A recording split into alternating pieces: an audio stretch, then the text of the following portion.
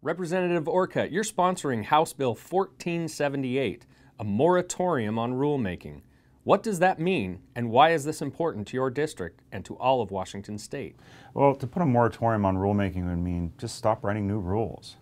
And the reason it's important is there's an onslaught of rules that are written by a variety of agencies in our state. And it is almost impossible for our employers and citizens to keep up with this onslaught of new rules. They have to spend their time researching what the proposed rule is, spend time testifying, either in support or mostly opposed to those rules, and then they have the cost of trying to comply with those rules after they're passed. So it's very, very important that in the economy that we have right now, when we're trying to encourage job growth, to tell our agencies, stop. Let's just leave the rules alone for a while.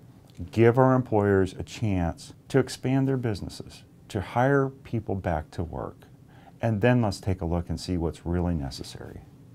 You're also trying to increase penalties for vehicular homicide or assault where a DUI is involved. Talk about that. Well, there was a double death at the hands of a drunk driver in part of the district I used to represent. And they were just a mile away from home. They were riding a motorcycle, and they were struck by a drunk driver and killed. And the penalties that that drunk driver got for those two deaths was minimal. And if you look at the sentencing, it's a couple of years that they spend in prison for something like this. If they used a gun recklessly, they would get many more years than that. Does it matter what method they used to kill? They still were reckless, they were irresponsible. Does it matter whether they were irresponsible with a gun or a car? It shouldn't make a difference.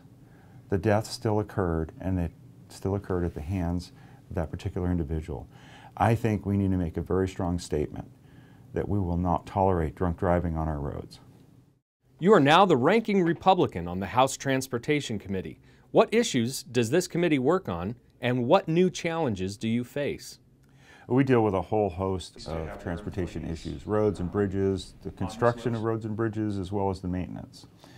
We also deal with transit, we deal with the state ferries, we write the budget that impacts state patrol, departmental licensing. So there's really quite a broad aspect to what we do. Not only do we do the policy, but we also do the revenue side and the expenditure side.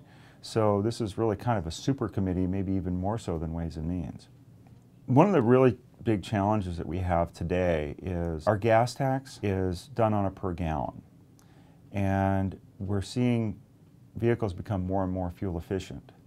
So as our population grows and we have a need for more roads, we're using about the same amount of gas as we did before, because you can go further on a gallon of gas.